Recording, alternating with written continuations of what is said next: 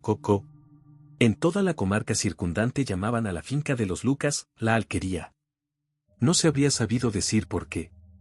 Los campesinos, sin duda, atribuían a esa palabra, alquería, una idea de riqueza y de grandeza, pues esa finca era a buen seguro la más grande, opulenta y ordenada de la comarca.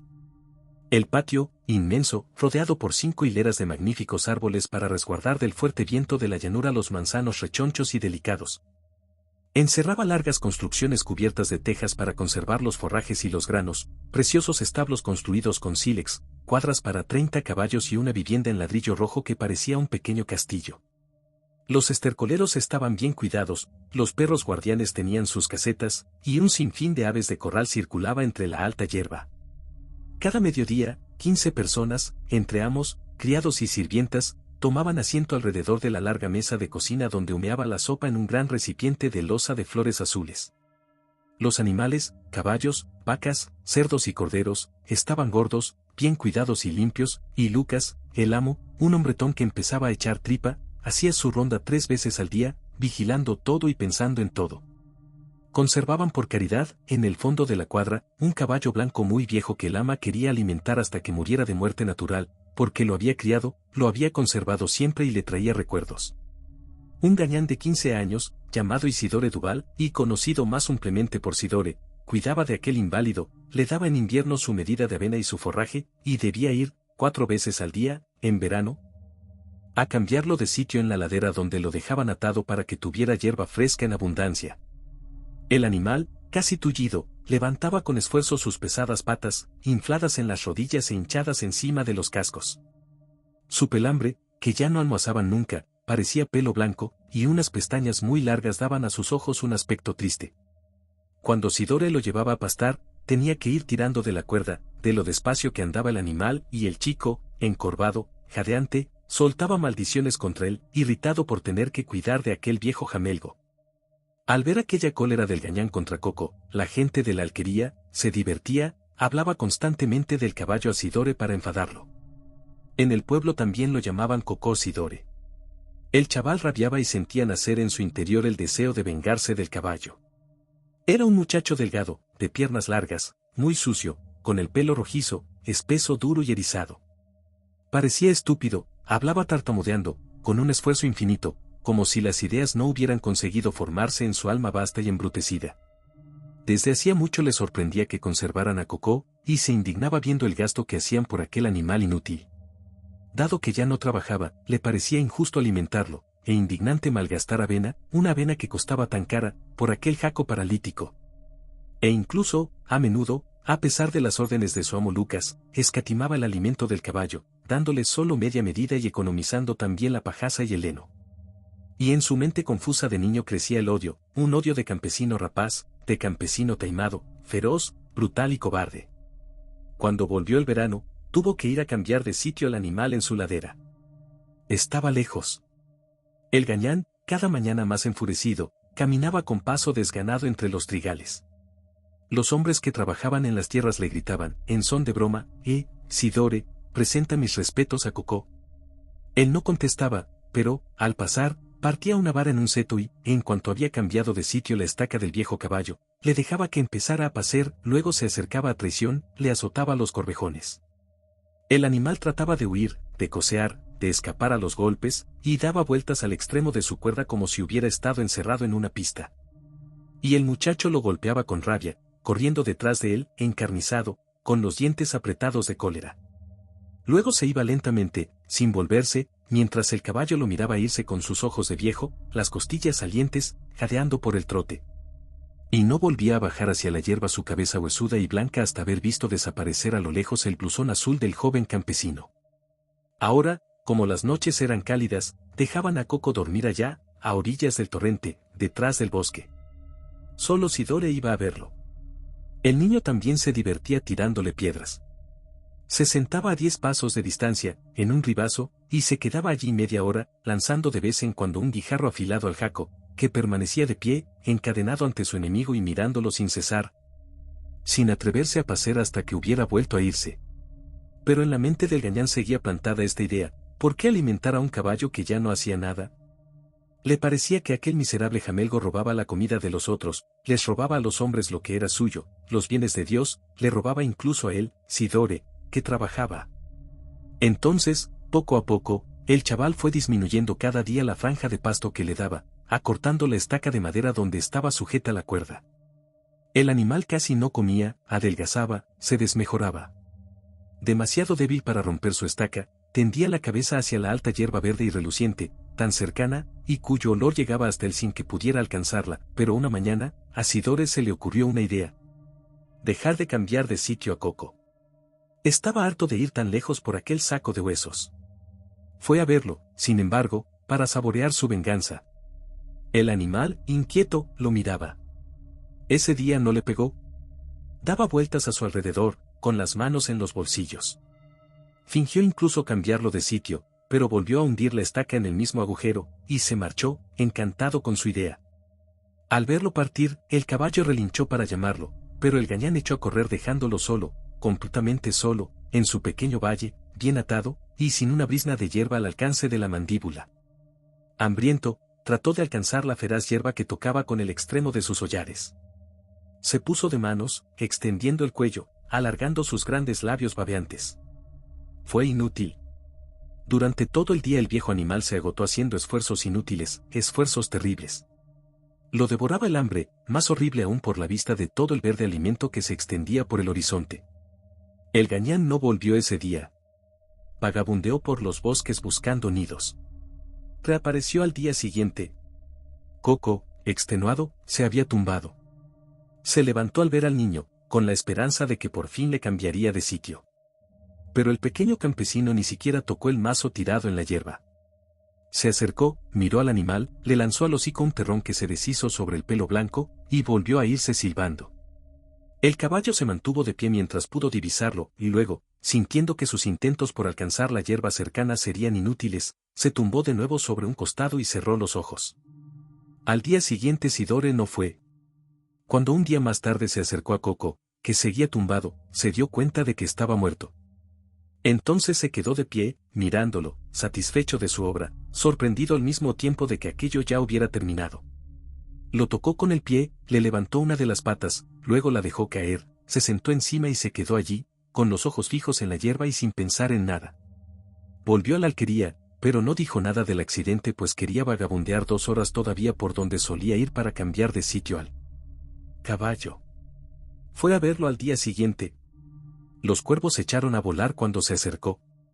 Innumerables moscas paseaban sobre el cadáver y zumbaban a su alrededor. Al volver anunció lo que había pasado. El animal era tan viejo que a nadie le sorprendió. El amo dijo a 2 criados, coged las palas, y cavad un hoyo en el sitio donde está. Y los hombres enterraron al caballo justo en el sitio donde había muerto de hambre. Y la hierba creció espesa, verde y vigorosa, nutrida por aquel pobre cuerpo. Misty. Tenía yo entonces por amante una mujercita muy divertida. Estaba casada, por supuesto, porque siento un santo aborrecimiento por las putas. Porque qué placer puede sentirse gozando de una mujer que tiene el doble inconveniente de no pertenecer a nadie y de pertenecer a todo el mundo. Además, dejando a un lado la moral, la verdad es que no comprendo el amor como medio de ganarse el pan. Me asquea un poco. Es una debilidad mía, lo sé, y lo confieso. El mayor encanto que hay para un soltero en tener por querida a una mujer casada es que ésta le proporciona un hogar dulce, adorable, donde todos te cuidan y todos te miman, desde el marido hasta la servidumbre. En él se encuentran todos los placeres reunidos, el amor, la amistad, la paternidad incluso, la cama y la mesa, en fin, todo lo que constituye la felicidad de la vida. Con la incalculable ventaja de poder cambiar de familia de vez en cuando, de instalarse sucesivamente en todos los ambientes, el verano en el campo, en casa del obrero que os alquila una habitación en su casa, y el invierno en casa de un burgués o incluso entre la aristocracia, si uno es ambicioso. Tengo también otra debilidad, la de apreciar a los maridos de mis amantes. Confieso incluso que ciertos esposos vulgares o groseros me asquean de sus mujeres, por encantadoras que sean. Pero cuando el marido tiene ingenio o encanto, me enamoro infaliblemente como un loco. Y cuando rompo con la mujer, tengo mucho cuidado de no romper con el marido. Así he conseguido mis mejores amigos, y de esta manera he comprobado muchas veces la indiscutible superioridad del macho sobre la hembra en la raza humana. Esta nos procura todas las complicaciones posibles, nos hace escenas, reproches, etc. Aquel, que tanto derecho tendría a quejarse, nos trata en cambio como si fuéramos la providencia de su hogar. Así que tenía por amante a una mujercita muy divertida, una morenita antojadiza, caprichosa, devota, supersticiosa, crédula como un fraile, pero encantadora. Tenía, sobre todo, una forma de besar que nunca he encontrado en ninguna otra, pero no es este el lugar. Y una piel tan suave. Solo con cogerle las manos sentía un placer infinito. Y unos ojos. Su mirada pasaba sobre ti como una caricia lenta, sabrosa e infinita. Muchas veces ponía mi cabeza en sus rodillas, y permanecíamos inmóviles, ella inclinada hacia mí con esa sonrisita sutil, enigmática y tan turbadora que tienen las mujeres, yo con los ojos levantados hacia ella. Recibiendo así, como una especie de embriaguez vertida en mi corazón, dulce y deliciosamente, su mirada clara y azul, clara como si hubiera estado llena de pensamientos de amor, azul como si hubiera sido un cielo lleno de delicias. Su marido, inspector en un importante servicio público, se ausentaba a menudo, dejándonos dueños de nuestras veladas. Unas veces las pasaba yo en su casa, echado en el diván, con la frente sobre una de sus piernas, mientras sobre la otra dormía un enorme gato negro llamado Misty al que ella adoraba. Nuestros dedos volvían a encontrarse en el lomo nervioso del animal y se acariciaban sobre su sedoso pelaje. Sentía en mi mejilla el cálido lomo que se estremecía con un eterno ronroneo, y a veces una pata estirada colocaba sobre mi boca o sobre mi párpado 5 uñas abiertas, cuyas puntas me pinchaban los ojos un segundo para recogerse enseguida. Otras veces salíamos para hacer lo que ella llamaba de las escapadas. Por lo demás, eran de lo más inocentes. Consistía en ir a cenar a un mesón de las afueras, o bien, después de haber cenado en su casa o en la mía, recorrer los cafés de mala nota, como estudiantes de juerga. Entrábamos en las tascas, 150, populares e íbamos a sentarnos al fondo del ahumado tugurio, en unas sillas cojas ante una vieja mesa de madera. Una nube de humo acre, impregnado de un olor a pescado frito de la cena, llenaba la sala, hombres con blusas vociferaban y bebían copas, y el camarero asombrado ponía ante nosotros 2 copas de aguardiente de guindas. Ella, temblando, llena de miedo y encantada, levantaba hasta la punta de su nariz, que lo retenía en el aire, su velillo negro doblado en 2, y empezaba a beber con la alegría que se siente al realizar una maldad adorable. Cada guinda tragada le daba la sensación de una falta cometida, cada trago del fuerte líquido descendía en ella como un goce delicado y prohibido. Luego me decía a media voz, vámonos. Y nos íbamos. Ella se deslizaba con vivacidad y paso menudo entre los bebedores que la miraban pasar con aire descontento, y cuando de nuevo nos encontrábamos en la calle, lanzaba un gran suspiro como si acabáramos de escapar de un terrible peligro. A veces me preguntaba estremeciéndose, si me injuriasen en estos lugares, ¿tú qué harías? Le respondía en tono arrogante, pues te defendería, pardiez. Y ella me estrechaba en sus brazos, dichosa, acaso con el deseo confuso de ser injuriada y defendida, de ver a unos hombres pelearse por ella, incluso aquellos hombres, conmigo. Una noche que estábamos sentados a la mesa en una tasca de Montmartre, vimos entrar a una vieja andrajosa, que llevaba en la mano una baraja mugrienta. Al ver allí a una señora, la vieja se nos acercó enseguida y le ofreció a mi acompañante decirle la buenaventura. Emma, que tenía en el alma todas las creencias, se estremeció de deseo e inquietud, e hizo sitio, a su lado, a la comadre. La otra, antigua, llena de arrugas, con el cerco de los ojos en carne viva y una boca vacía, sin un solo diente, dispuso sobre la mesa sus sucias cartas. Hacía montones, los recogía, desplegaba de nuevo los naipes murmurando palabras ininteligibles. Emma, pálida, escuchaba con la respiración entrecortada, jadeante de angustia y de curiosidad. La bruja empezó a hablar. Le predijo cosas vagas, felicidad de hijos, un joven rubio, un viaje, dinero, un proceso, un caballero moreno, el regreso de una persona, un éxito, una muerte. El anuncio de aquella muerte impresionó a la joven. ¿La muerte de quién? ¿Cuándo? ¿Cómo? La vieja respondía, en cuanto a eso, las cartas no son suficientemente claras, tendrá que venir a mi casa mañana. Se lo diré con los pozos del café, que nunca engañan. Emma, ansiosa, se volvió hacia mí, dime, ¿quieres que vayamos mañana? Oh, te lo ruego, di sí. Si no, no te imaginas cuánto voy a atormentarme. Me eché a reír, iremos si ese es tu gusto, querida. Y la vieja nos dio su dirección. Vivía en el 6º piso de una casa horrenda, detrás del Les Buttes Chaumont, 151. Nos dirigimos allí al día siguiente. Su habitación, un desván con 2 sillas y una cama, estaba llena de cosas extrañas, de hierbas colgadas en gavillas, de clavos, de animales disecados, de tarros y frascos que contenían líquidos de distintos colores. Sobre la mesa, un gato negro empajado miraban con sus ojos de cristal. Parecía el demonio de aquella morada siniestra. Desfalleciendo de emoción, Emma se sentó, y al punto dijo: «Oh, querido, mira este menino cómo se parece a Misty». Y le explicó a la vieja que tenía un gato igual, pero totalmente igual. La bruja respondió en tono grave: «Si usted quiere a un hombre, no debe conservarlo». Emma, impresionada de miedo, preguntó: «¿Y eso por qué?». La vieja se sentó a su lado con familiaridad y le cogió la mano. «Es la desgracia de mi vida», dijo. Mi amiga quiso saber. Se apretujaba contra la comadre, la interrogaba, le suplicaba, una credulidad parecida las hermanaba por el pensamiento y por el corazón. La mujer se decidió por fin: «A este gato», dijo, «lo quise como se quiere a un hermano». Entonces yo era joven, estaba completamente sola, trabajaba de modista en casa. Solo lo tenía a él, a Mouton. Me lo había regalado un inquilino.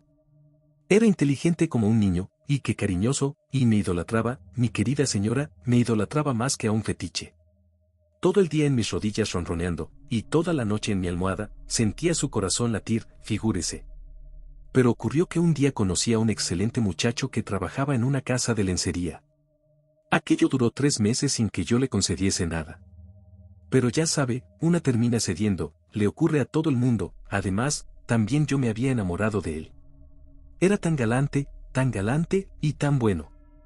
Quería que viviéramos juntos del todo, para ahorrar. En fin, que una noche le di permiso para venir a mi casa. No es que yo estuviera decidida a la cosa, no, pero me gustaba la idea de estar los dos juntos una hora. Al principio estuvo muy correcto. Me decía frases cariñosas que me removían el corazón. Luego me besó, señora, me besó como se besa cuando se ama. Yo había cerrado los ojos y permanecía así, sobrecogida por un calambre de felicidad. Pero de repente siento que él hace un gran movimiento, y lanza un grito que no olvidaré nunca. Abro los ojos y veo que Mouton le había saltado a la cara y le arrancaba la piel con las uñas, como si fuera un trapo. Y corría la sangre, señora, a borbotones. Intenté coger al gato, pero él se resistía, seguía desgarrando, y me mordía, tan fuera de sí estaba. Por fin lo agarro y lo tiro por la ventana, que estaba abierta, pues era verano. Cuando empecé a lavar la cara de mi pobre amigo, me di cuenta de que le había sacado los ojos, los 2 ojos. Tuvo que ingresar en el hospicio. Murió de pena al cabo de 1 año. Yo quería tenerlo en mi casa y alimentarlo, pero él no consintió. Se hubiera dicho que después de aquello me odiaba. En cuanto a Mouton, se había roto el espinazo en la caída. El portero había recogido el cuerpo. Mandé empajarlo, dado que, a pesar de todo, sentía cariño por él. Si había hecho aquello era porque me quería, ¿no es cierto? La vieja se cayó y acarició con la mano al animal inanimado cuya armazón tembló sobre un esqueleto de alambre. Emma, con el corazón encogido, había olvidado la muerte predecida. O, por lo menos, no volvió a hablar de ella, y se marchó después de darle 5 francos. Como su marido volvía al día siguiente, estuve unos cuantos días sin ir a su casa.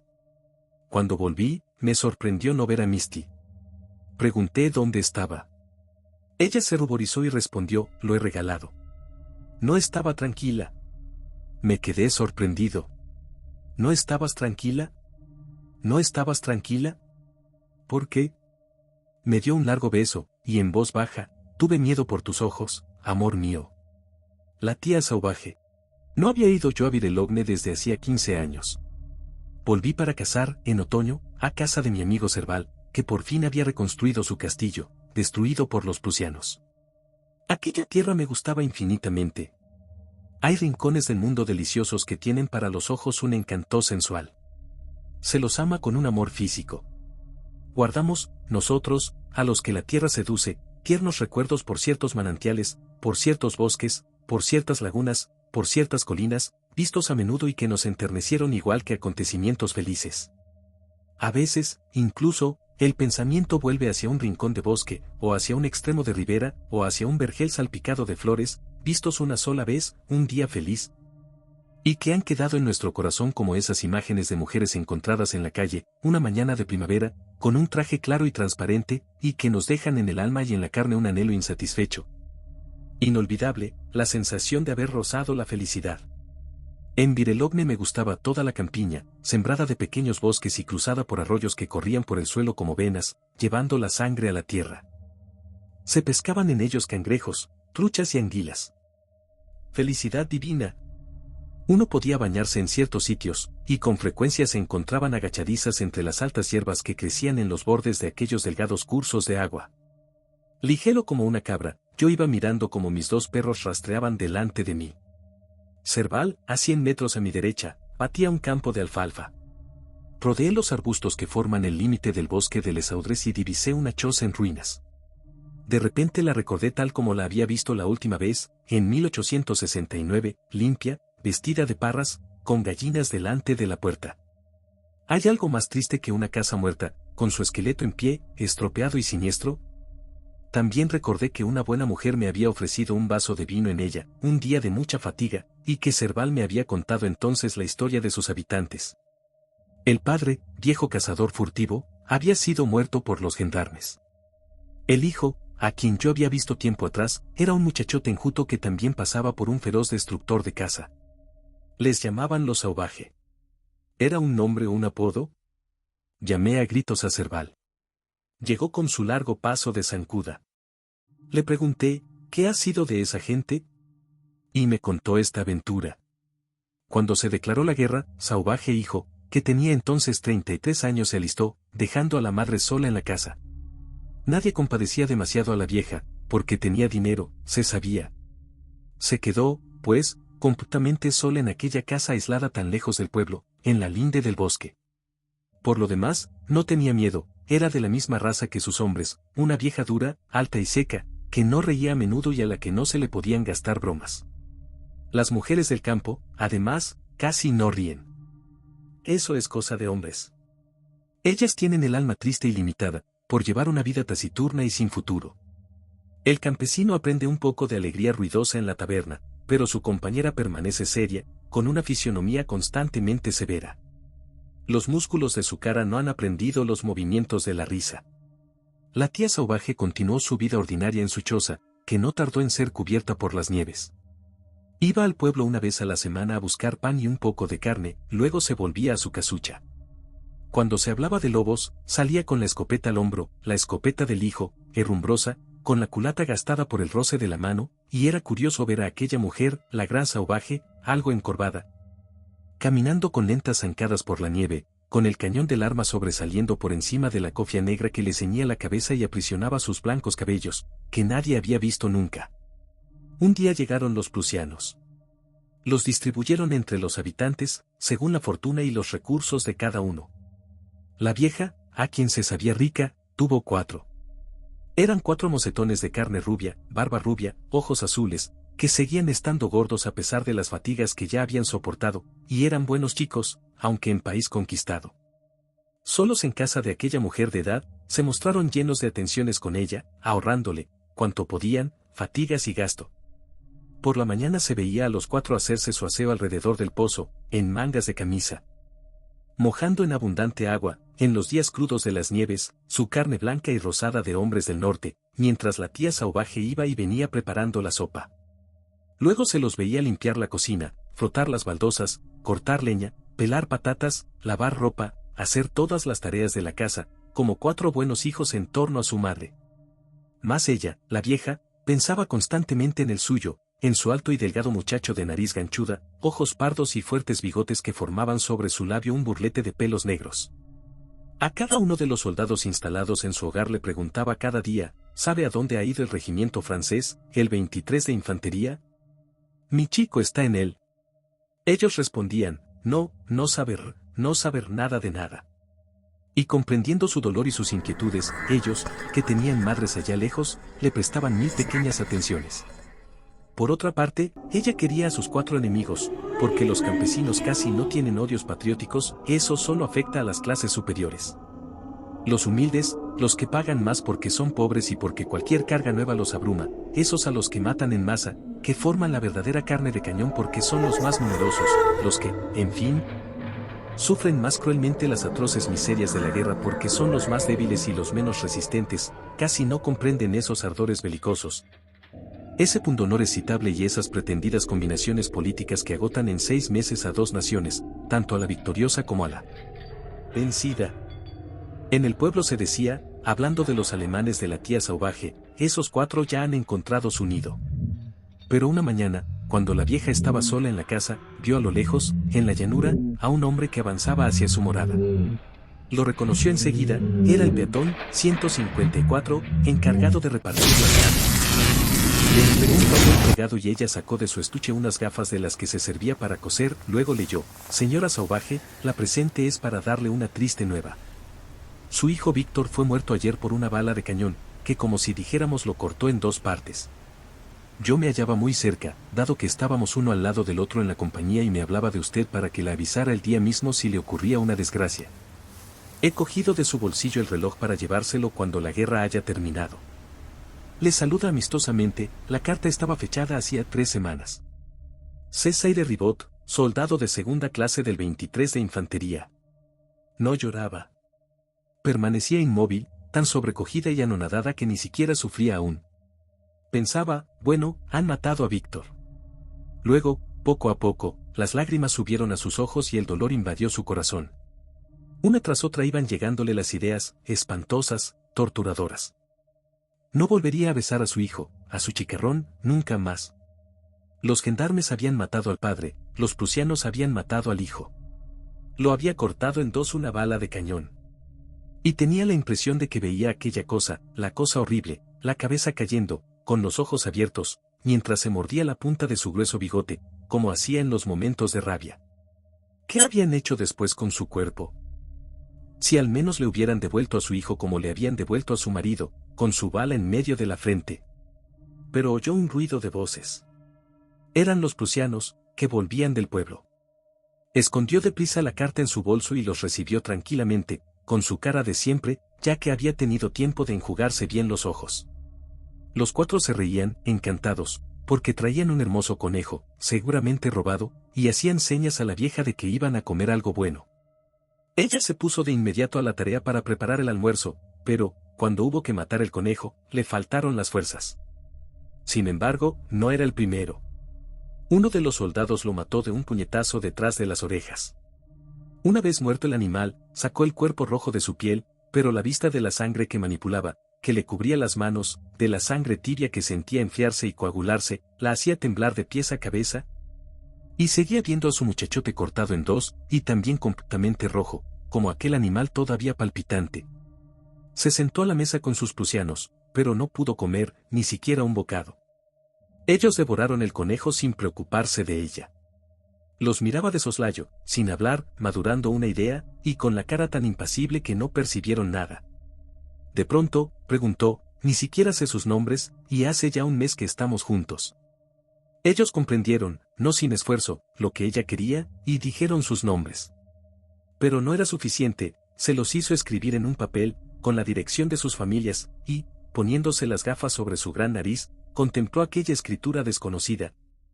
Luego dobló la hoja y se la metió en el bolsillo, dentro de la carta que le comunicaba la muerte de su hijo. Cuando la comida hubo terminado, dijo a los hombres, voy a trabajar para ustedes. Y se puso a subir heno al desván donde dormían. Se asombraron de aquella tarea, ella les explicó que tendrían menos frío, y la ayudaron. Amontonaban los haces de paja hasta el techo, y de este modo se hicieron una especie de gran habitación con 4 paredes de forraje, caliente y oloroso, donde dormirían de maravilla. En la cena, uno de ellos se mostró inquieto al ver que la tía Sauvaje seguía sin comer. Ella aseguró que tenía calambres. Luego encendió una buena lumbre para calentarse, y los 4 alemanes subieron a su hogar por la escalera de mano que utilizaban todas las noches. En cuanto quedó cerrada la trampilla, la vieja quitó la escalera, luego abrió de nuevo, sin ruido, la puerta de fuera, y regresó en busca de más haces de paja con los que llenó la cocina. Iba descalza por la nieve, tan despacio que no se oía nada. De vez en cuando escuchaba los ronquidos sonoros y desiguales de los 4 soldados dormidos. Cuando consideró suficientes sus preparativos, echó a la chimenea uno de los haces, y, cuando estuvo encendido, fue desparramándolo sobre los otros, luego salió y miró. Una claridad violenta iluminó en unos segundos todo el interior de la choza, después hubo un espantoso brasero, un gigantesco horno ardiente, cuyo resplandor salía por la estrecha ventana y lanzaba sobre la nieve un rayo deslumbrante.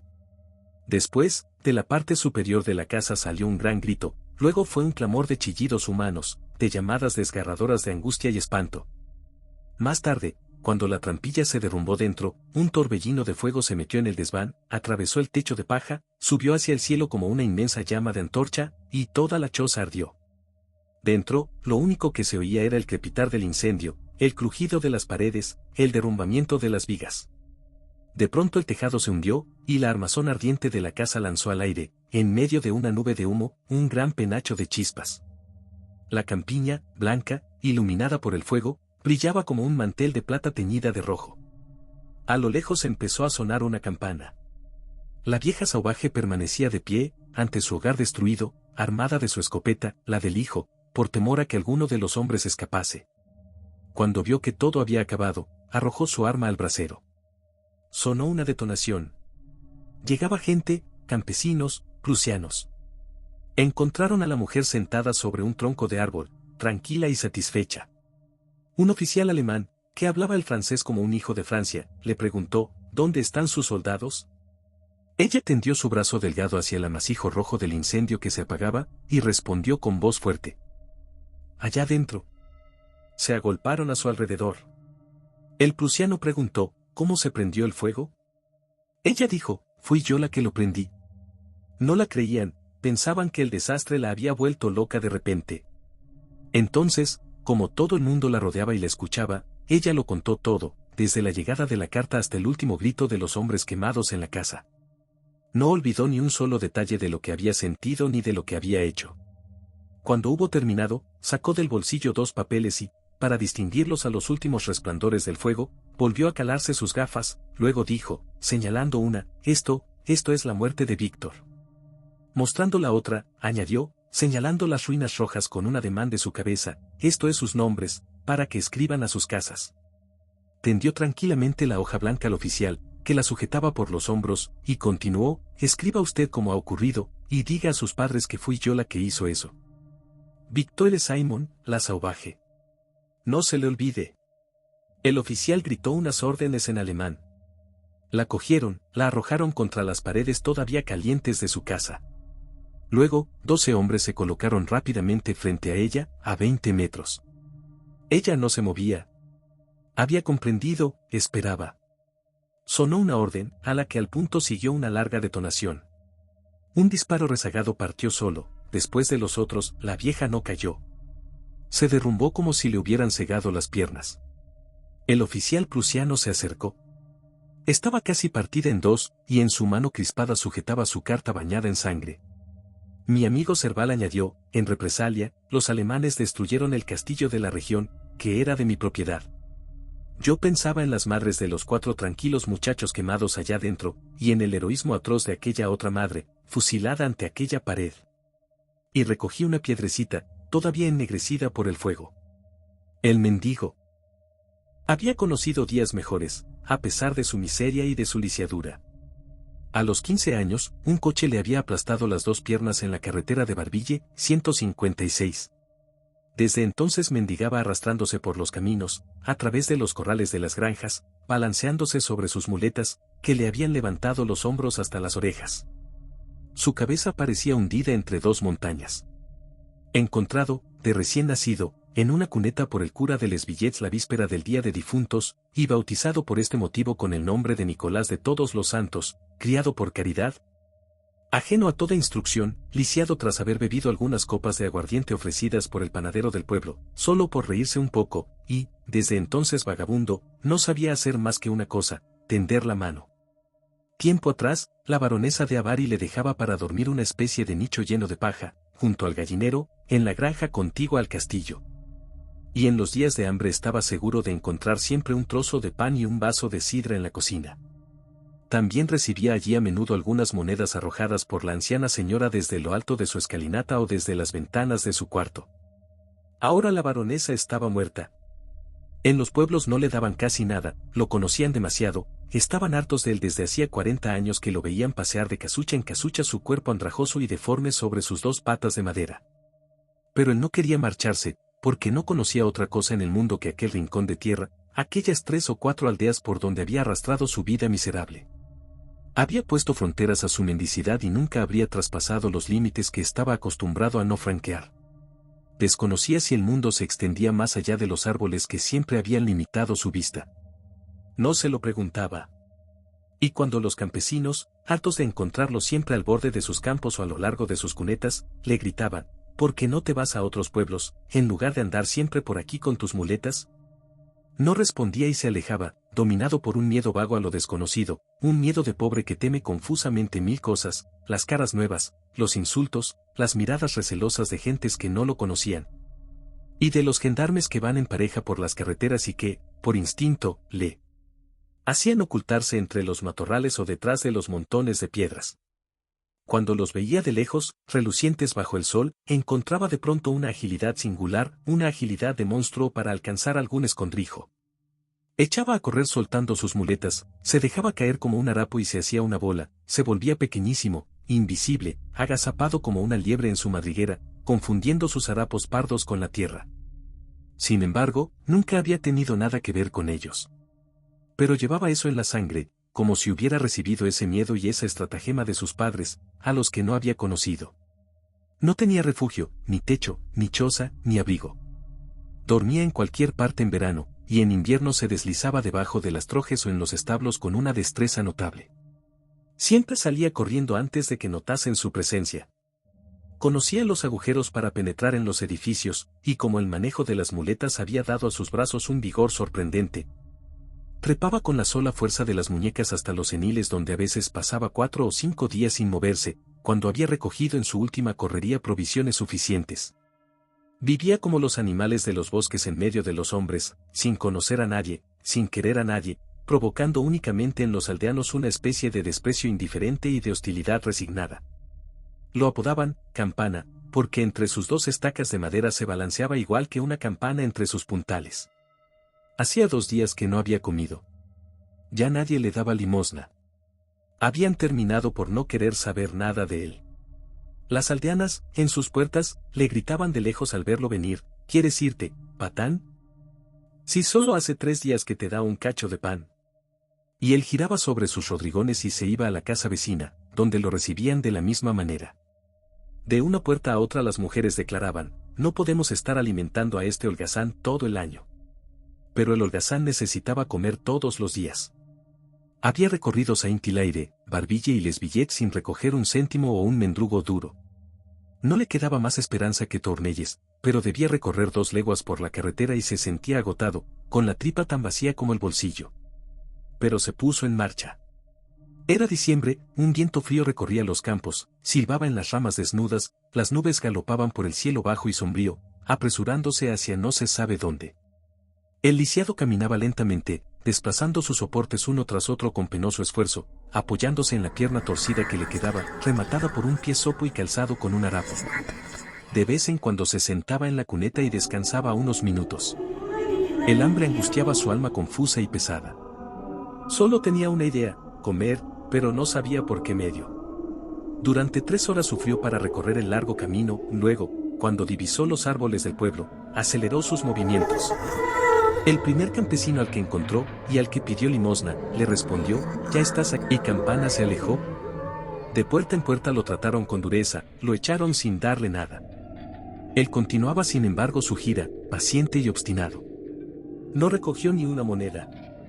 Entonces visitó las granjas, deambulando a través de las tierras ablandadas por la lluvia, tan extenuado que ya no podía levantar los bastones. Lo echaron de todas partes. Era uno de esos días fríos y tristes en que los corazones se cierran, los ánimos están irritados, el alma se ensombrece y la mano no se abre para dar ni para socorrer.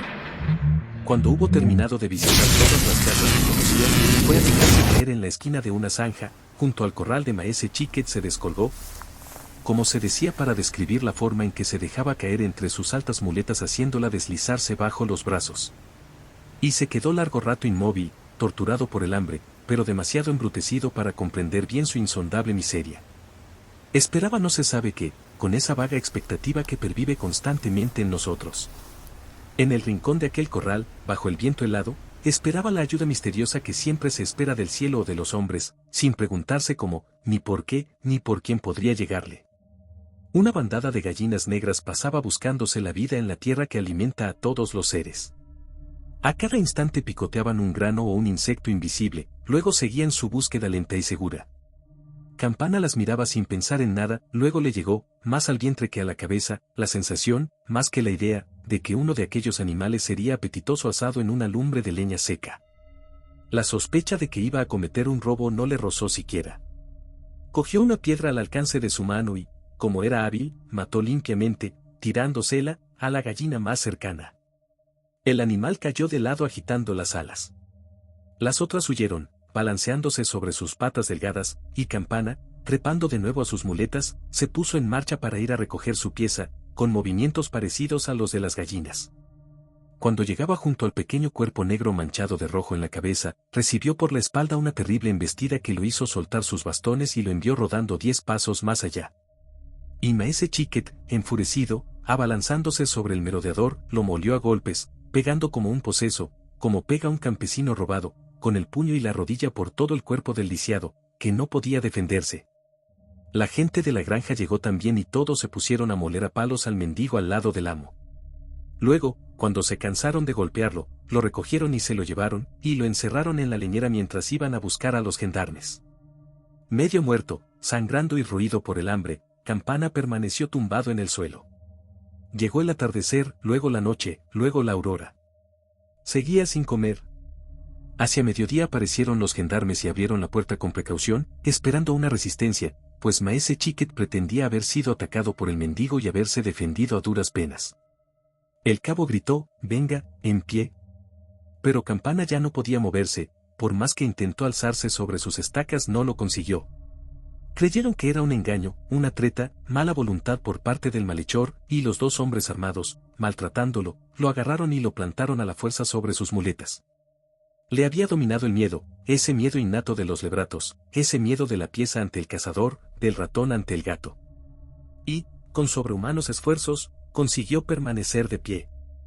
«En marcha», dijo el cabo. Empezó a caminar. Todo el personal de la granja lo miraba irse. Las mujeres lo amenazaban con el puño, los hombres se burlaban, lo insultaban, por fin lo habían cogido. «Fuera de aquí con viento fresco». Se alejó entre sus 2 guardianes. Encontró la energía desesperada que necesitaba para arrastrarse todavía hasta la tarde, embrutecido, sin saber siquiera lo que le ocurría, demasiado asustado para comprender nada. La gente que encontraban se detenía para verlo pasar, y los campesinos murmuraban, «algún ladrón». Al anochecer llegaron a la capital del distrito. Nunca había ido hasta allí.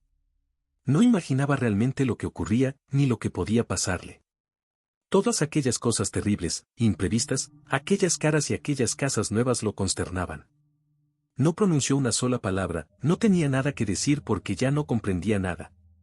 Además, hacía tantos años que no hablaba con nadie, que casi había perdido el uso de su lengua, y sus ideas también eran demasiado confusas para formularse mediante palabras. Lo encerraron en la cárcel de la población. Los gendarmes no pensaron que podía tener necesidad de comer y lo dejaron hasta el día siguiente. Pero, cuando al día siguiente fueron a interrogarlo a hora temprana, lo encontraron muerto en el suelo. ¡Qué sorpresa! La felicidad.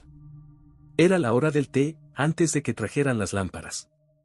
El chalet dominaba el mar, el sol, desaparecido, había dejado el cielo todo rosa a su paso, frotado con polvo de oro, y el Mediterráneo, sin una arruga, sin un estremecimiento, liso. Todavía brillante bajo el día moribundo, parecía una placa de metal bruñida y desmesurada. A lo lejos, a la derecha, las dentadas montañas dibujaban su perfil negro sobre la púrpura pálida del poniente. Se hablaba del amor, se discutía ese viejo tema, se repetían cosas que ya se habían dicho, con mucha frecuencia. La melancolía dulce del crepúsculo alargaba las palabras, hacía flotar un enternecimiento en las almas, y esa palabra, amor, que volvía una y otra vez, pronunciada unas veces por una fuerte voz de hombre, dicha otras por una voz de mujer de timbre ligero, parecía llenar el saloncito, revolotear en él como un pájaro, planear como un espíritu. ¿Se puede amar varios años seguidos? Sí, pretendían unos. No, afirmaban otros. Se distinguían los casos, se hacían demarcaciones, se citaban ejemplos, y todos, hombres y mujeres, llenos de recuerdos que surgían y turbaban, que no podían citar y que les subían a los labios, parecían emocionados. Hablaban de esa cosa trivial y soberana, el acuerdo tierno y misterioso de dos seres, con una emoción profunda y un ardiente interés. Pero de pronto, alguien, con los ojos clavados a lo lejos, exclamó: «Oh, miren allá, ¿qué es aquello?». En el mar, al fondo del horizonte, surgía una masa gris, enorme y confusa.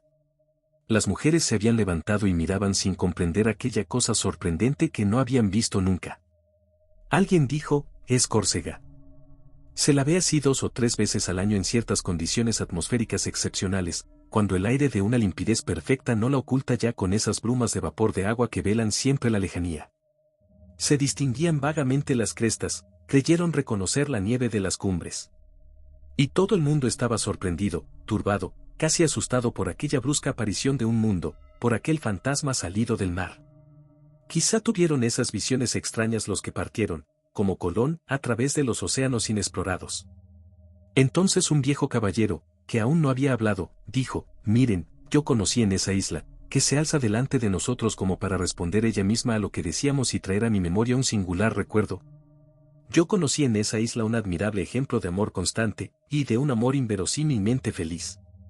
Fue el siguiente. Hice, hace 5 años, un viaje a Córcega. Esa isla salvaje es más desconocida y está más lejos de nosotros que América, aunque a veces se la vea desde las costas de Francia, como hoy.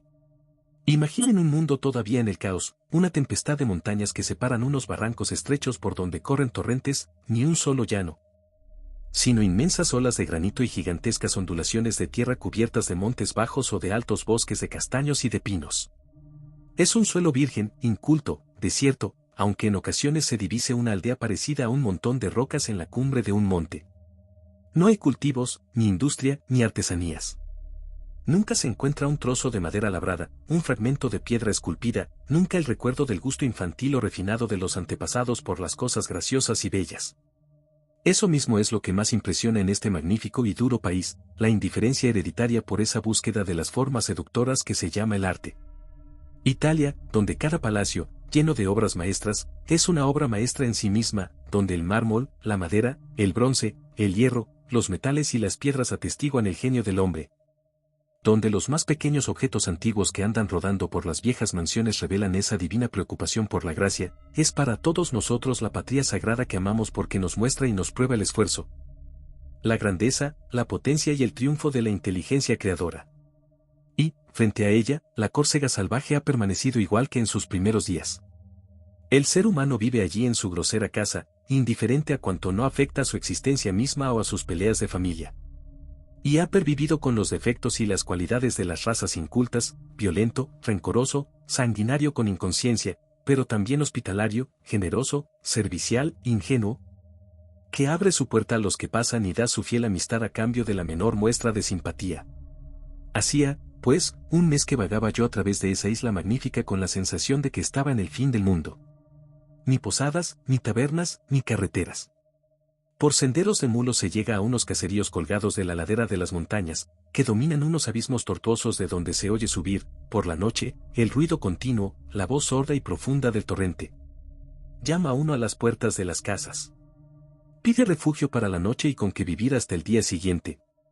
Y uno se sienta a la humilde mesa, y duerme bajo el humilde techo, y por la mañana estrecha la mano tendida del huésped que os ha guiado hasta los límites de la aldea. Y una noche, después de 10 horas de marcha, llegué a una casita totalmente sola en el fondo de un estrecho valle que iba a arrojarse al mar una legua más allá. Las 2 rápidas pendientes de la montaña, cubierta de matorrales, de rocas desprendidas y de grandes árboles, encerraban como 2 sombrías murallas aquel barranco lamentablemente triste. Alrededor de la choza, unas cuantas vides, un jardincillo y, más lejos, algunos castaños grandes, algo en fin con lo que vivir, una fortuna para esa comarca pobre. La mujer que me recibió era vieja, severa y extraordinariamente limpia. El hombre, sentado en una silla de paja, se levantó para saludarme, luego volvió a sentarse sin decir una palabra. Su compañera me dijo: «Perdónele, ahora está sordo. Tiene 82 años. Me hablaba en el francés de Francia. Quedé sorprendido. Le pregunté, ¿no es usted de Córcega? Respondió, no, nosotros somos continentales. Pero hace ya 50 años que vivimos aquí. Una sensación de angustia y de miedo se apoderó de mí ante la idea de aquellos 50 años transcurridos en aquel sombrío agujero, tan lejos de las ciudades donde viven los hombres. Entró un viejo pastor, y se pusieron a comer el único plato de la cena, una espesa sopa donde habían cocido todo junto patatas, tocino y coles. Cuando acabó la breve comida, fui a sentarme delante de la puerta, con el corazón encogido por la melancolía del sombrío paisaje, angustiado por ese desamparo que a veces domina a los viajeros en ciertas noches tristes, en ciertos lugares desolados. Parece como si todo estuviera a punto de acabarse, la existencia y el universo. Bruscamente se percibe la horrible miseria de la vida, el aislamiento de todos, la nada de todo, y la negra soledad del corazón que se acuna y se engaña a sí mismo con sueños hasta la muerte. La vieja se reunió conmigo y, torturada por esa curiosidad que siempre vive en el fondo de las almas más resignadas, dijo, ¿entonces viene usted de Francia? Sí, viajo por placer. ¿Es usted de París, acaso? No, soy de Nancy. Me pareció que la agitaba una emoción extraordinaria. Como vi, o, mejor dicho, sentí esto, no lo sé. Ella repitió con voz lenta, ¿es usted de Nancy? El hombre apareció en la puerta, impasible como lo son todos los sordos. Ella prosiguió, no importa. No oye.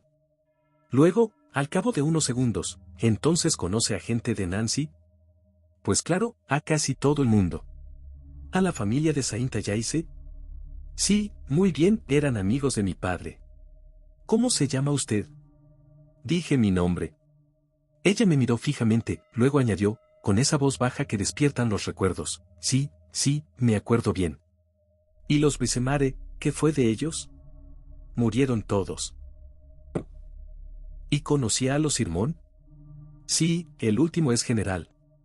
Entonces, temblando de emoción, de angustia, de no sé qué sentimiento confuso, potente y sagrado, de no sé qué necesidad de confesar, de decirlo todo, de hablar de aquellas cosas que hasta entonces había tenido encerradas en el fondo de su corazón, y de aquella gente cuyo nombre turbaba su alma, dijo, sí, Henry de Sirmón. Lo sé bien. Es mi hermano. Y levanté los ojos hacia ella, estupefacto de sorpresa. Y de repente me vino el recuerdo. Tiempo atrás, la historia había provocado un gran escándalo en la noble Lorena. Una muchacha bella y rica, Susan de Sirmón, había sido raptada por un suboficial de húsares del regimiento que mandaba su padre. Era un muchacho guapo, hijo de campesinos, pero que llevaba bien el dormán azul, aquel soldado que había seducido a la hija de su coronel. Ella lo había visto, se había fijado en él, lo había amado viendo desfilar los escuadrones, sin duda. Pero ¿cómo había hablado con él? ¿Cómo habían podido verse, entenderse? ¿Cómo se había atrevido ella a hacerle comprender que lo amaba? Eso nunca se supo. Nadie había adivinado nada ni presentido nada. Una noche, cuando el soldado acababa de licenciarse, desapareció con ella. Los buscaron, no los encontraron. Nunca hubo noticias de ellos, y la daban por muerta. Y yo la encontraba así en aquel siniestro valle. Entonces continué a mi vez, sí, me acuerdo bien. Usted es la señorita Susan. Ella hizo, sí, con la cabeza. Las lágrimas caían de sus ojos. Entonces, indicándome con una mirada al viejo inmóvil en el umbral de su choza, me dijo, es él. Y comprendí que seguía amándolo, que seguía viéndolo con sus ojos seducidos. Pregunté, ¿has sido feliz al menos? Respondió con una voz que salía del corazón, oh, sí, muy feliz. Me ha hecho muy feliz. Nunca he lamentado nada. Yo la contemplaba triste, sorprendido, maravillado por el poder del amor. Aquella joven rica había seguido a aquel hombre, a aquel campesino. Ella misma se había convertido en una campesina. Se había acostumbrado a su vida sin encantos, sin lujo, sin delicadeza de ninguna clase, se había plegado a sus costumbres sencillas. Y seguía amándolo. Se había convertido en mujer de un patán, con un gorro, con una falda de lienzo. Comía en un plato de barro en una mesa de madera, sentada en una silla de paja, un caldo de coles y patatas con tocino. Se acostaba en un jergón a su lado. Nunca había pensado en nada, solo en él. No había echado de menos ni los adornos, ni las telas, ni las elegancias, ni la blandura de los asientos, ni la tibieza perfumada de las habitaciones rodeadas de colgaduras, ni la dulzura de las plumas donde los cuerpos se hunden para descansar. Nunca había tenido otra necesidad que él, con tal de que él estuviese allí, no deseaba nada. Había abandonado la vida, muy joven, y el mundo, y a los que la habían criado y amado. Había ido, sola con él, a aquel barranco salvaje. Y él lo había sido todo para ella, todo lo que se desea, todo lo que se sueña, todo lo que se espera continuamente, todo lo que se espera sin fin. Él había colmado de felicidad su existencia, de un extremo a otro. No habría podido ser más feliz. Y toda la noche, mientras escuchaba la ronca respiración del antiguo soldado tendido en su jergón al lado de la que le había seguido tan lejos, yo pensaba en aquella extraña y sencilla aventura, en aquella felicidad tan completa, hecha con tan poco. Y me marché al salir el sol, después de haber estrechado la mano de los dos viejos esposos. El narrador se calló. Una mujer dijo, da lo mismo, ella tenía un ideal demasiado fácil, necesidades demasiado primitivas y exigencias demasiado simples. No podía ser más que una tonta. Otra dijo con voz lenta, ¿qué importa? Fue feliz. Y allá lejos, en el fondo del horizonte, Córcega se hundía en la noche, volvía lentamente al mar, borraba su gran sombra surgida como para contar ella misma la historia de los dos humildes amantes que albergaba su ribera. Era después de una cena de hombres. Había sido muy alegre. Uno de ellos, un viejo amigo, me dijo, ¿quieres que subamos a pie la avenida de los Campos Elíseos? Y fuimos, siguiendo a paso lento el largo paseo, bajo los árboles apenas vestidos de hojas todavía. Ningún ruido, solo ese rumor confuso y continuo que París produce. Un aire fresco rozaba nuestra cara, y la legión de estrellas sembraba en el cielo negro un polvo de oro. Mi compañero me dijo, no sé por qué respiro mejor aquí, de noche, que en cualquier otra parte. Me parece que mi pensamiento se ensancha.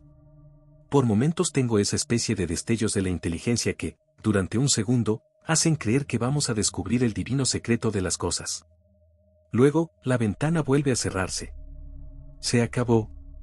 De vez en cuando veíamos deslizarse dos sombras a lo largo de los macizos, pasábamos delante de un banco en que dos seres, sentados uno al lado del otro, no formaban más que una mancha negra. Mi vecino murmuró, pobre gente. No es repugnancia lo que me inspiran, sino una inmensa lástima. Entre todos los misterios de la vida humana hay uno que he descifrado, el gran tormento de nuestra existencia viene de que estamos eternamente solos, y todos nuestros esfuerzos, todos nuestros actos, solo tienden a huir de esa soledad. Esos, los enamorados de los bancos al aire libre, como nosotros, como todas las criaturas, tratan de que su aislamiento cese, aunque solo sea durante un minuto, pero estarán siempre solos, y nosotros también. Unos lo perciben más que otros, eso es todo. Desde hace algún tiempo soporto ese abominable suplicio de haber comprendido, de haber descubierto la horrible soledad en que vivo, y sé que nada puede acabar con ella, nada, ¿me oyes? Intentemos lo que intentemos, hagamos lo que hagamos, sean cuales fueren el impulso de nuestros corazones, la llamada de nuestros labios y la pasión de nuestros abrazos, siempre estamos solos. Te he arrastrado esta noche a este paseo para no volver a casa, porque ahora sufro horriblemente la soledad de mi vivienda. ¿De qué me servirá? Yo te hablo, tú me escuchas, y estamos solos los dos, uno al lado del otro, pero solos. ¿Me comprendes? Bienaventurados los simples de espíritu, dice la Escritura. Tienen la ilusión de la felicidad. Ellos sí que no sienten nuestra miseria solitaria, no vagan, como yo, por la vida, sin otro contacto que el de los codos, sin otra alegría que la egoísta satisfacción de comprender, de ver, de adivinar y de padecer infinitamente por el conocimiento de nuestro aislamiento. 159. Te parezco un poco loco, ¿verdad? Escúchame. Desde que sentí la soledad de mi ser, me parece que me hundo, cada día más, en un subterráneo oscuro cuyos límites no encuentro, cuyo final no conozco, y que quizá no tiene término. Voy por él sin nadie conmigo, sin nadie a mi alrededor, sin ningún ser vivo que haga la misma ruta tenebrosa. Ese subterráneo es la vida. A veces oigo ruidos, voces, gritos, avanzo a tientas hacia esos confusos rumores. Pero nunca sé exactamente de dónde parten, nunca encuentro a nadie, nunca encuentro otra mano en esa negrura que me rodea. ¿Me comprendes? A veces, algunos hombres han adivinado ese sufrimiento atroz. Musset exclamó, pero, en su caso, no era más que una duda pasajera, y no una certeza definitiva, como en el mío. Él era poeta, poblaba la vida con fantasmas, con sueños. Nunca estaba verdaderamente solo. Mientras que yo estoy solo. No escribió Gustave Flaubert, uno de los grandes desdichados de este mundo, porque era uno de los grandes lúcidos, esta frase desesperante a una amiga: todos estamos en un desierto. ¿Nadie comprende a nadie? 161. No, nadie comprende a nadie, por más que se piense, que se diga, que se intente. ¿Sabe la Tierra lo que pasa en esas estrellas de allá arriba, lanzadas como una grana de fuego a través del espacio, tan lejos que solo percibimos la claridad de algunas? Mientras el innumerable ejército de las demás se pierde en el infinito, tan cercanas que acaso formen un todo, como las moléculas de un cuerpo. Pues bien, el hombre no sabe más de lo que ocurre en otro hombre. Estamos más lejos el uno del otro que esos astros, más aislados, sobre todo, porque el pensamiento es insondable. ¿Sabes de algo más horrible que ese constante roce de seres que nunca podemos conocer? Nos amamos unos a otros como si estuviéramos encadenados, muy cerca, con los brazos extendidos, sin conseguir alcanzarnos. Nos atormenta una necesidad torturadora de unión, pero todos nuestros esfuerzos resultan estériles, inútiles nuestras entregas, infructuosas nuestras confidencias, impotentes nuestros abrazos, vanas nuestras caricias. Cuando queremos fundirnos, nuestros impulsos de uno hacia otro solo nos hacen chocar el uno con el otro. Nunca me siento más solo que cuando entrego mi corazón a algún amigo, porque entonces comprendo mejor el infranqueable obstáculo. Ese hombre está allí, veo sus ojos claros mirándome, pero su alma, que está detrás de ellos, no puedo conocerla. Él me escucha. ¿Qué piensa? Sí, ¿qué piensa? ¿No comprende este tormento? Quizá me odia, o me desprecia, o se burla de mí. Piensa en lo que yo digo, me juzga, se burla, me condena, me considera mediocre o necio. ¿Cómo saber lo que piensa? ¿Cómo saber si me quiere como lo quiero yo? ¿Y qué es lo que se agita en esa cabecita redonda? Qué misterio el pensamiento desconocido de un ser, el pensamiento oculto y libre, que no podemos ni conocer, ni guiar, ni dominar, ni vencer. Y por más que quiera darme por entero, abrir todas las puertas de mi alma, no consigo entregarme. En el fondo, en lo más profundo, conservo ese lugar secreto del yo donde nadie penetra. Nadie puede descubrirlo, entrar en él, porque nadie es como yo, porque nadie comprende a nadie. ¿Me comprendes tú al menos en este momento? No, me juzgas loco. Me analizas, te guardas de mí. Te preguntas, ¿qué le pasa esta noche? Pero si algún día consigues alcanzar, adivinar bien mi horrible y sutil sufrimiento, ven a decirme únicamente: te he comprendido, y me harás feliz, un segundo, quizá. Son las mujeres las que me hacen percibir todavía mejor mi soledad. Miseria. Miseria. Como he sufrido por ellas, porque a menudo me han dado, más que los hombres, la ilusión de no estar solo. Cuando entramos en el amor, parece que nos ensanchamos. Nos invade una felicidad sobrehumana. ¿Sabes por qué? ¿Sabes de dónde viene esa sensación de inmensa dicha? Es únicamente porque imaginamos no estar ya solos. El aislamiento, el abandono del ser humano parece cesar. ¡Qué error! Más atormentada todavía que nosotros por esa eterna necesidad de amor que roe nuestro corazón solitario, la mujer es la gran mentira del sueño. ¿Conoces esas horas deliciosas pasadas frente a frente con esa criatura de largos cabellos, de rasgos encantadores, y cuya mirada nos enloquece? ¡Qué delirio extravía nuestra mente! ¡Qué ilusión nos arrebata! Ella y yo vamos a ser solo uno enseguida, ¿verdad? Pero ese enseguida no llega nunca, y, tras semanas de expectativa, de esperanza y de alegría engañosa, de pronto, un día, me encuentro más solo de lo que nunca había estado.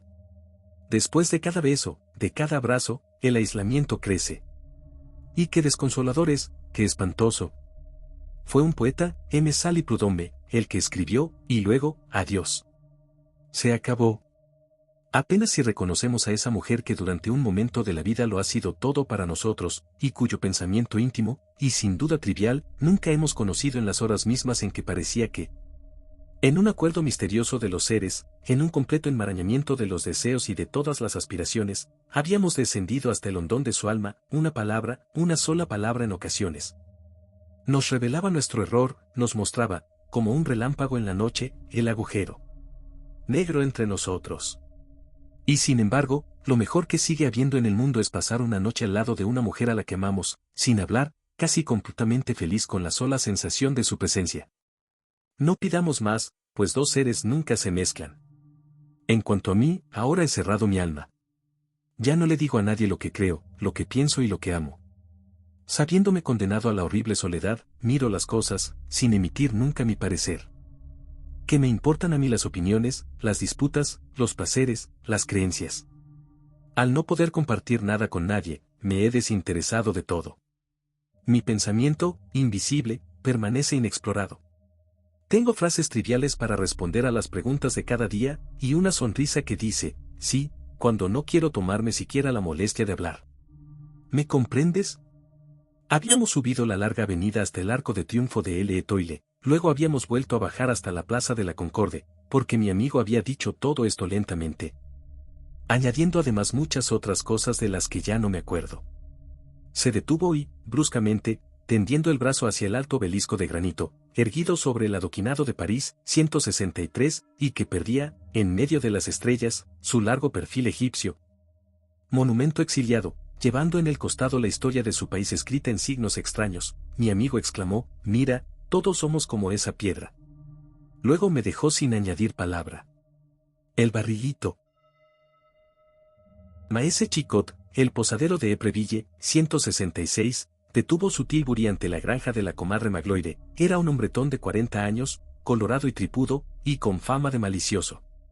Ató el caballo al poste de la cerca, luego entró en el patio. Poseía una finca lindante con las tierras de la vieja, tierras que codiciaba desde hacía mucho. 20 veces había tratado de comprarlas, pero la Magloire, obstinada, se negaba a vendérselas.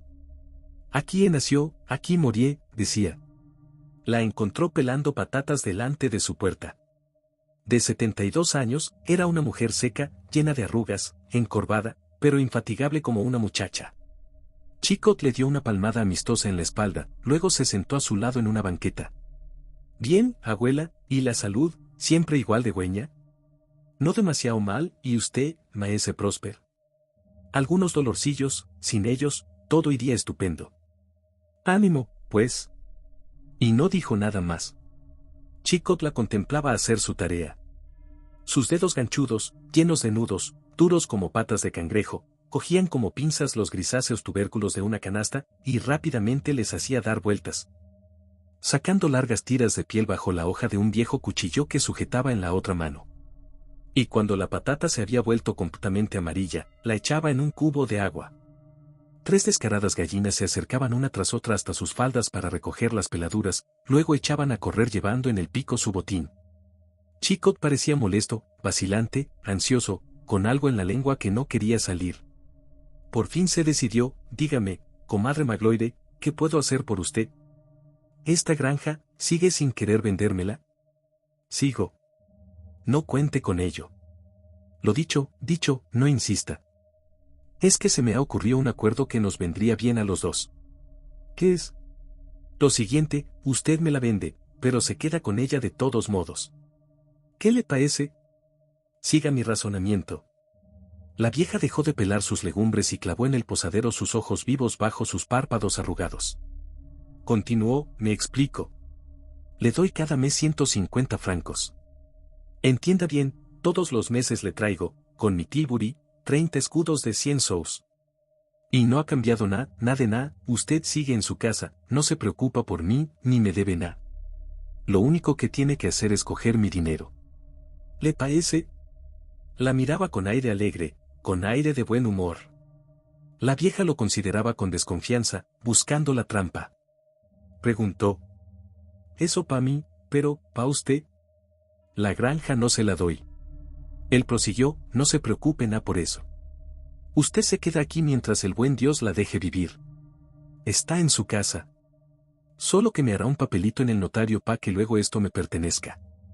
Usted no tiene hijos y solo unos sobrinos que no le importan demasiado. ¿Le parece? Usted se queda con su hacienda mientras viva, y yo le doy 30 escudos de 100 sous al mes. Pa' usted todo es ganancia. La vieja estaba sorprendida, inquieta, pero tentada. Replicó, no digo que no. Solo que quiero pensarlo. Vuelva a hablarme de eso la próxima semana. Le daré respuesta según lo que piense. Y maese Chicot se marchó, contento como un rey que acaba de conquistar un imperio. La Magloire permaneció pensativa. No durmió la noche siguiente. Durante 4 días, tuvo una fiebre de vacilación.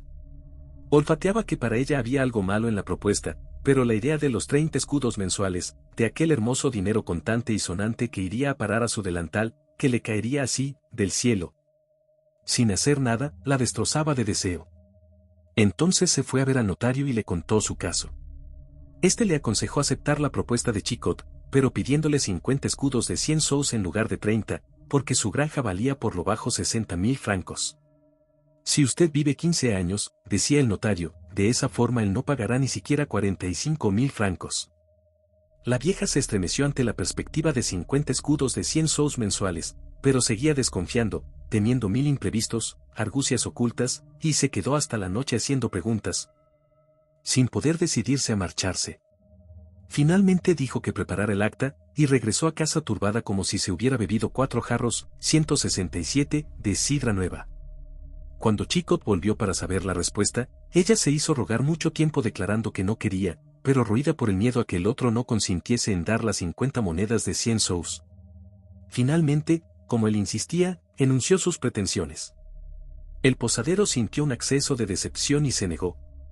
Entonces, para convencerlo, ella se puso a razonar sobre la duración probable de su vida. Seguro que solo me quedan de 5 a 6 años. Ya tengo 73 y no me estoy muy bien. La otra noche, creí que iba a afinar. Me parecía que se me vaciaba el cuerpo, y hubo que llevarme a la cama. Pero Chicot no se dejaba engañar. Vamos, vamos, vieja redomada, está usted tan fuerte como el campanario de la iglesia. Vivirá 110 años por lo menos. Seguro que es usted la que me entierra a mí. Perdieron todo el día en discusiones. Pero como la vieja no cedió, el posadero terminó consintiendo en darle los 50 escudos. Firmaron el acta al día siguiente.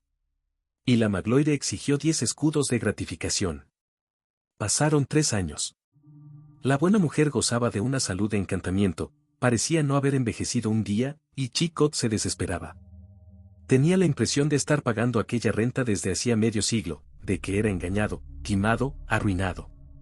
De vez en cuando iba a visitar a la granjera igual que en julio se va a ver, en los campos, si los trigos están maduros para la hoz. Ella lo recibía con cierta malicia en la mirada.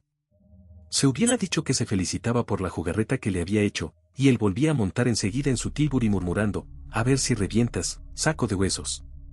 No sabía qué hacer. Hubiera querido estrangularla nada más verla. La odiaba con un odio feroz, solapado, con un odio de campesino robado. Entonces buscó otros medios. Por fin, un día volvió a verla frotándose las manos, como hizo la primera vez cuando le había propuesto el trato. Y después de haber hablado unos minutos, dígame, comadre, ¿por qué no viene a comer a casa cuando pase por Épreville? Andan murmurando, dicen que ya no somos amigos, y eso me duele. Ya sabe que, en mi casa, usted no pagará.